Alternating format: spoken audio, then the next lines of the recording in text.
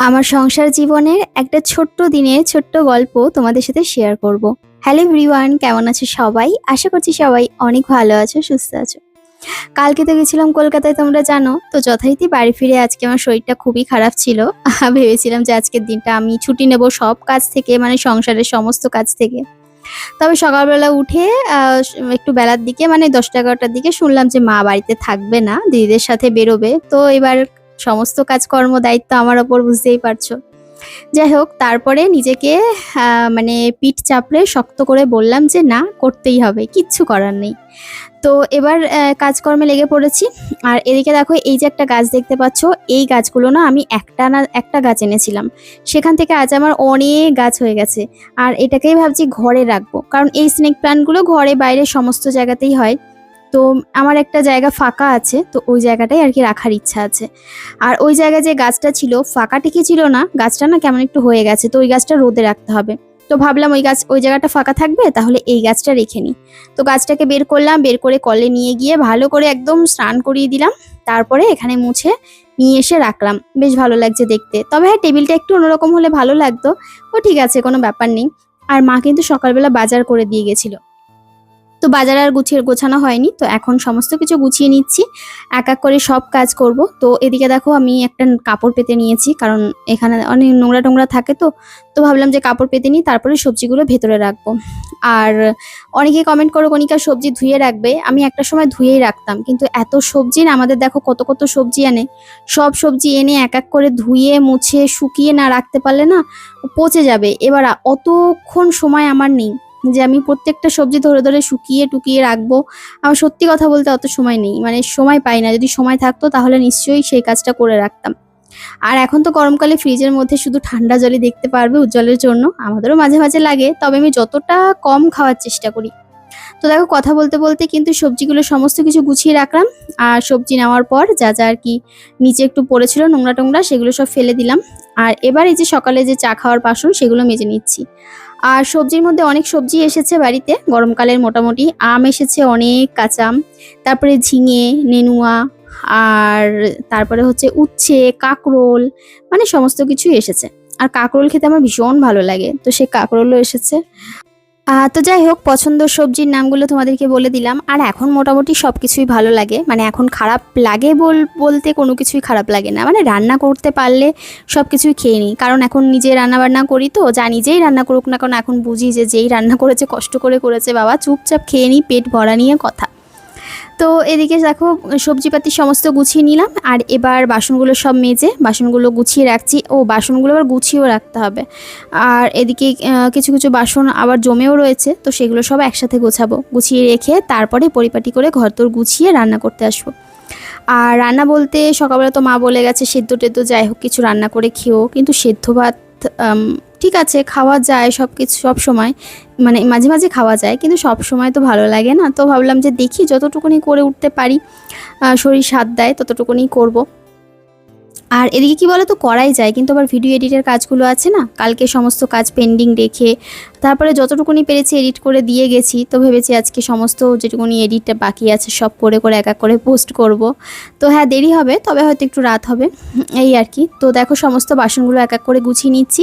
গুছিয়ে নিয়ে তারপরে গ্যাসটা ভালো করে মুছে নিচ্ছি। গ্যাস কিন্তু সকালে যদিও মোছা, তো তারপরে মেয়ের ভাত করা হয়েছে, তো ওই ভাতের ফ্যানগুলো না চারিদিকে প্রেশার কুকার দিয়ে পড়ে, মানে ওই প্রেশার কুকারটা খুব একটা বেশি ভালো নয়। তো ওই জন্য আর কি তোমার প্রেশার কুকারটা যখন ভাত করি একটু একটু করে ফ্যান ট্যান এদিক ওদিক পরে, মাঝে মাঝে তো নিচেও পুরো চলে আসে, ভর্তি হয়ে যায়। তো মাঝখানে প্রেশার কুকার কেনা হয়েছিল একটা, তবে সেটা তো ওটাই আর কি এখনও পর্যন্ত চলছে। তো ওটা না একটু মানে ভেঙে গেছে। ভেঙে গেছে বলতে হাতের যে প্লাস্টিকগুলো থাকে ওগুলো নষ্ট হয়ে গেছে। আজ যাবো কাল যাবো করে যাওয়াই হয়নি, ঠিকও করা হয়নি। ভেবেছিলাম এর মধ্যে আর একটা কিনবো, ভালো দেখে একটা, বেশ সুন্দর দেখে কিনে রাখবো, যাতে অনেক দিন যাবত ব্যবহার করতে পারি।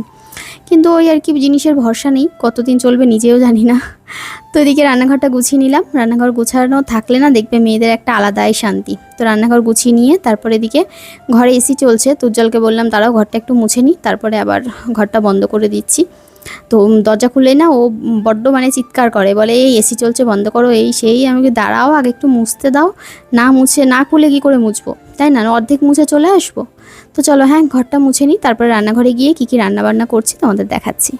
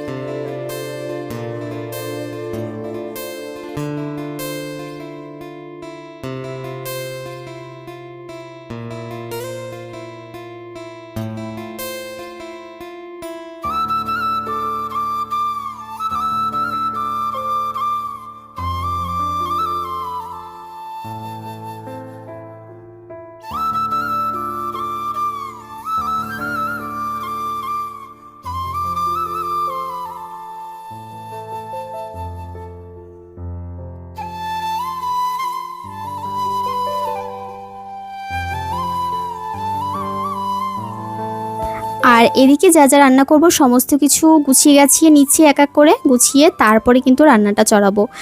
আর ওদিকে না আমি ডাল বসিয়ে দিয়েছি, একটু উচ্ছে দিয়ে ডাল করব, মানে তেঁতোর ডাল। সে কবে থেকে ইচ্ছা করছে একটু তেঁতোর ডাল খাবো, কিন্তু আর রান্নাঘরে আমিও ঢুকছি না আর করাও হচ্ছে না।